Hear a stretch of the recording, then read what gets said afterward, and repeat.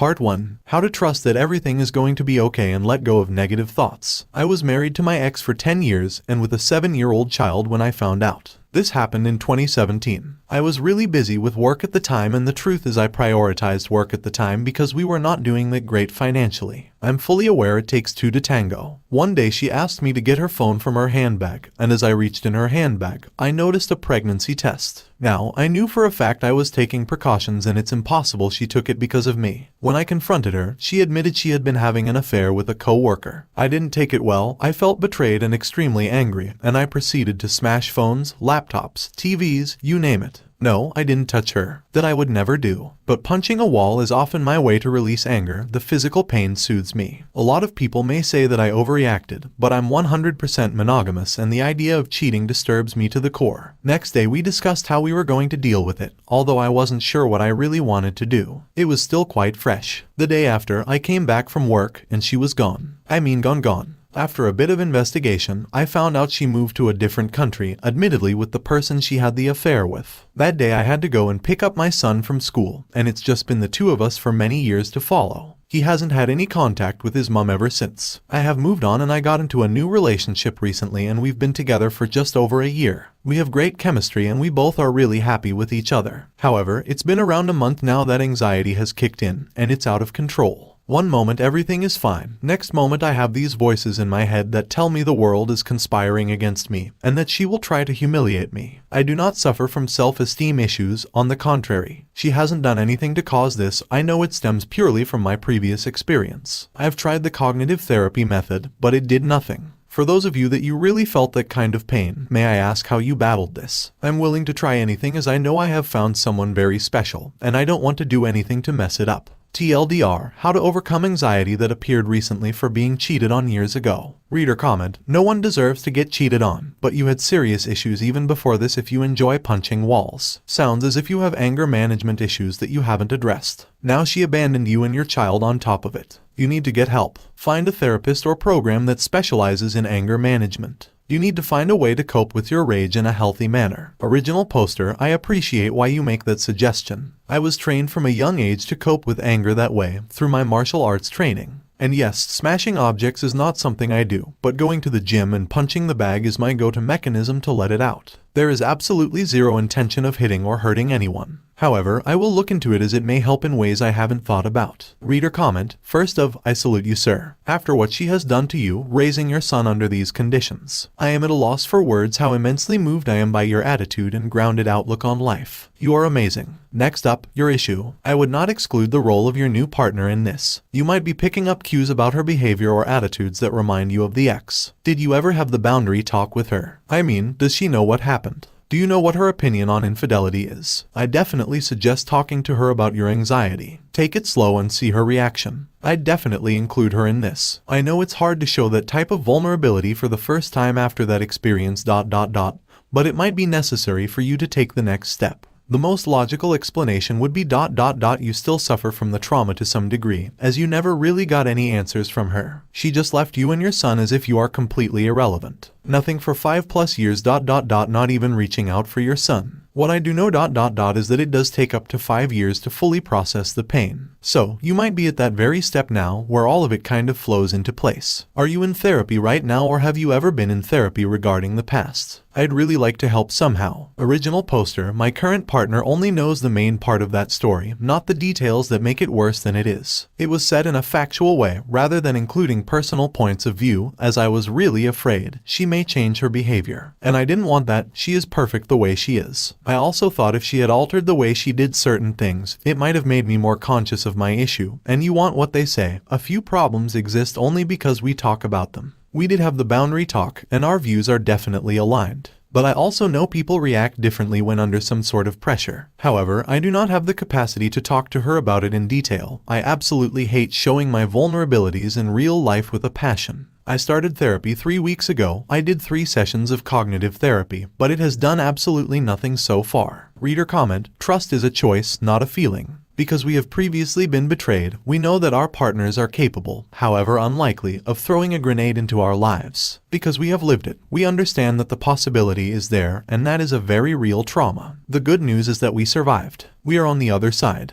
We have a new life, even if it doesn't look exactly like the one we expected. We not only survived, but we are also loving and thriving again. It's super important to recognize that our feelings are simply that. Just feelings and not truth. We feel fear and trepidation because of our past experiences which have absolutely nothing to do with our current partners. Our current partners deserve autonomy and belief that they are in this relationship with us as fully as we are in it with them. My 25-year relationship with my high school sweetheart first and only everything imploded after his affair with a coworker. I told myself, he may have stolen my past, but he would not steal my future. Now I am in a beautiful relationship with a man who I sincerely trust with all of my being and believe that he is in this with me deeply and fully. In the end, if God forbid the same thing should happen and I am betrayed another time, I rest easy knowing that I am capable and resilient, and I will get through the next trauma wiser and more prepared than the first time. You too also have life experience and a new baseline which will allow you to be successful and heal no matter what life throws at you. Be sure to see your new partner for who they are and keep yourself from projecting the dysfunction of your ex onto them.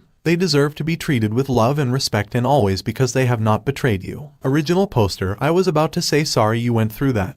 But seeing how much stronger it has made you, although not by choice, it gives me hope that one day I may become as strong as you. By no means, it took me a while to put things into perspective and realize that no two people can be the same. Yes, I passed a period where all women were at fault, but I'm past that now, I think. What frightens me the most is not who does it, but the idea of sharing those priceless moments with someone else. Moments that mean everything to me and by sharing them they become of no value. Moments that carry history, a lot of work, and emotional investment. In my head this is not attached to the person I'm with now, but to the possibility of it happening again regardless. Story 2. What shall I do after everything? Hello. My ex-GFF23 cheated on me then POF for 6 months while we were living together. She says she does not love this guy and claims she has had no sexual contact with him, nor did she ever find him attractive since we broke up 4 months ago. She says she did not enjoy the sex as it was a means to an end. She says she is sorry for what she did and is afraid that she lost her person. She has remained in contact with this person though. I kicked her out and she went to move in with her aunt. I know for a fact that she has gone over to his house and slept over and left in the mornings to go to her job on her workdays. She claims she sleeps in a separate area when she gets back. She insists she wants to get back together with me in the future when she has her life together. Her life is a mess by the way. She swears she did not replace me. She swears she still loves me but all the times she has gone there she has only come to see me once. I love this girl, I really do. Am I a fool, brothers and sisters? If she truly has nothing for me, why not speak the truth? Why string me along? What utility do I serve if not companionship and love? I know I sin. I know I am far from perfect and was not always perfect in our relationship. I was depressed for a spell, yes. I may have not been up her ass all the time with attentiveness, but she was far from perfect also. The introduction of a third-party interloper would never cross my mind. I am greatly wounded. My pride and ego ache like glass on nerve. When I ask her to see me on her days off, she makes excuses. It would seem like I will see my mother. When we were together, she had a very bad relationship with her, only maybe Mother's Day she would call or go there. I know I am a fool for remaining in contact with her all this time.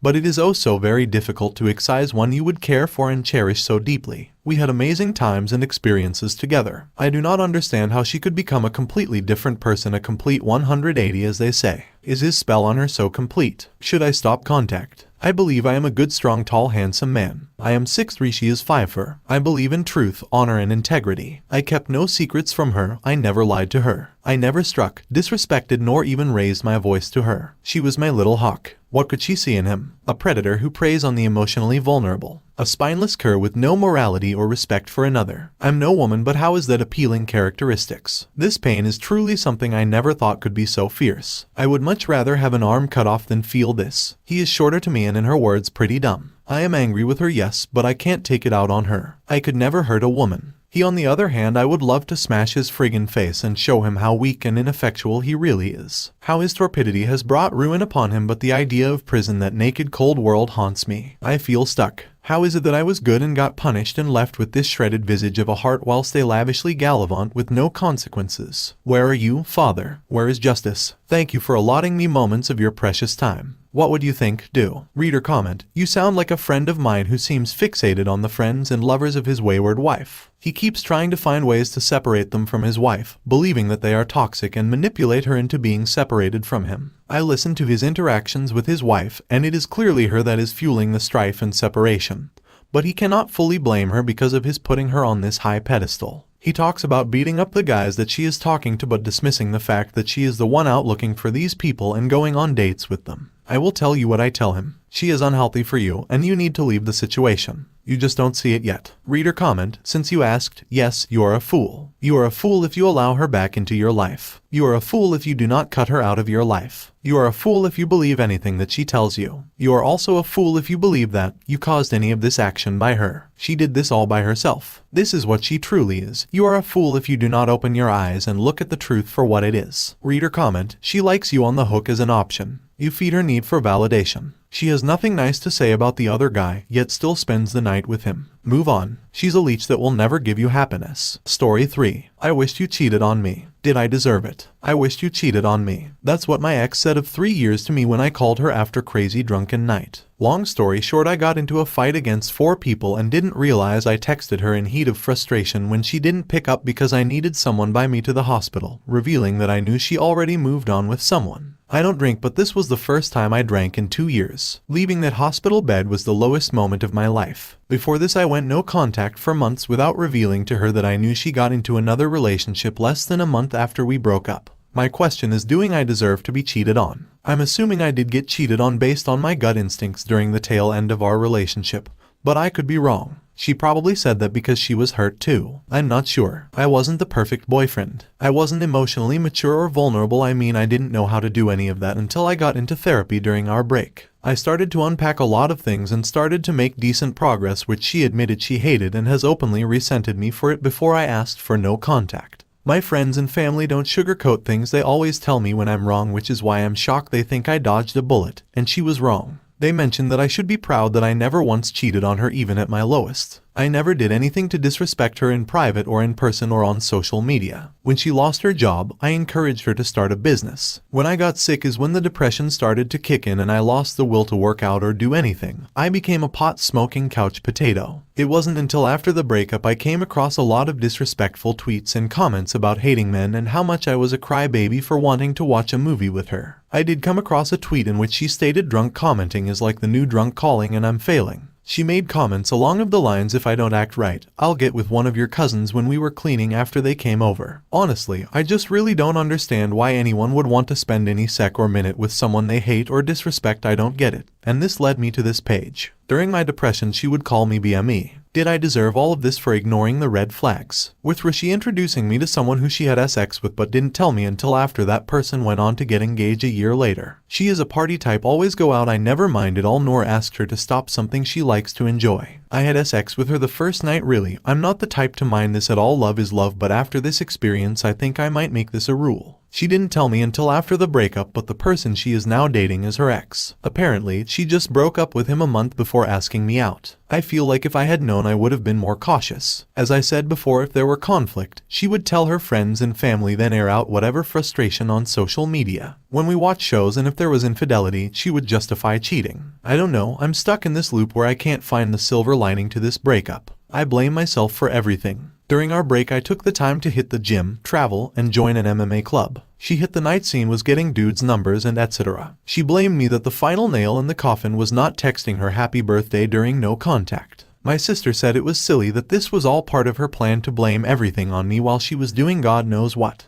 Why can't I accept it? This was my first ever GF and find myself wondering if she was the one at all or not, or if she really did cheat. The worst part was her blaming me for not talking to her for 2 weeks. Then when we did open contact, I made sure to watch her cat while she was away for a family emergency. Then watched it again when she went out on vacation. Little did I know in that span of her talking to me she was already moving on with her ex. I just didn't know until after, when I'm not ashamed to say stalked their page and saw while she was having breakup sex with me she was talking to him and tweeting about him and posting them on dates. But the entire time was being nasty to me and disrespectful to me. Part of me feel like I deserve it, especially during the breakup phase. I didn't handle it the right way, I feel, despite what my friends, family think. I communicated to her I'll be going no contact and said it multiple of times, but she was taken a step back that I didn't tell her I would be starting no contact, which I did over the phone and countless of times, but the fact I didn't text her hey I'm starting pissed her off, which made her send another nasty text, to which my sister felt was narcissistic of her to think she is entitled to know when I start my journey. When my ex was the one that broke up with me and kicked me out, then have her ex come by and sleep in the same bed we shared together in less than a few weeks. Because of this I got my TV back, which I wanted to give her, but my friends, family insisted I take it because her true colors came out and I would just be letting her get away with continued disrespect.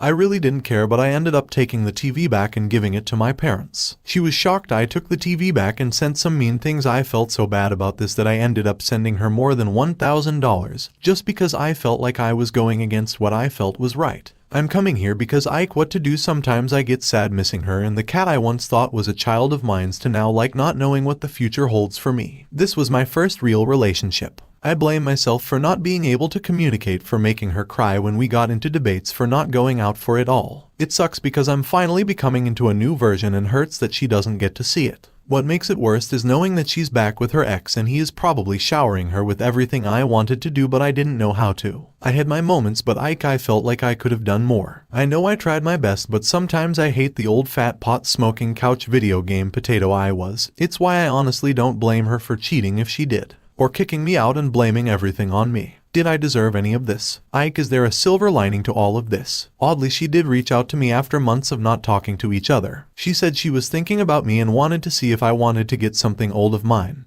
But I just simply told her thanks, but no, I feel like I would destroy any progress I made if I kept talking to her. If that was good, I just really don't know what I'm doing. Reader comment: you are owning your part in the relationship, and that is awesome. Good on you. And congratulations on all the personal progress you have made. Just remember, one day at a time, and don't ever let a setback be a reason to quit your forward journey, rather let it be a learning moment. As far as your ex-GF goes, going off what you posted, she seems toxic as all hell. You did not deserve to be cheated on, if that did indeed happen, which she hasn't given you a lot of reason to doubt that it did. She disrespected you by airing dirty laundry on social media, and if my so told me she was going to get with one of my cousins because she was upset with me, I'd pack her SHT and drop her off myself. Which leads me to my last point. This stuff caused you pain in the past and was part of what kept you down. Without getting into all the little details of you said this, so she said that. You don't need that negative energy in your life, especially now that you are bettering yourself. I say let it go. You will soon find someone who you deserve, who makes you happy. Reader comment: there is never any excuse to cheat. Also, your partner cheating on you isn't your fault. There isn't anything you can do wrong to excuse cheating. Don't feel guilty. It's time you kick her out of your mind and focus on being happy. No, you did not deserve it. That's pretty much it.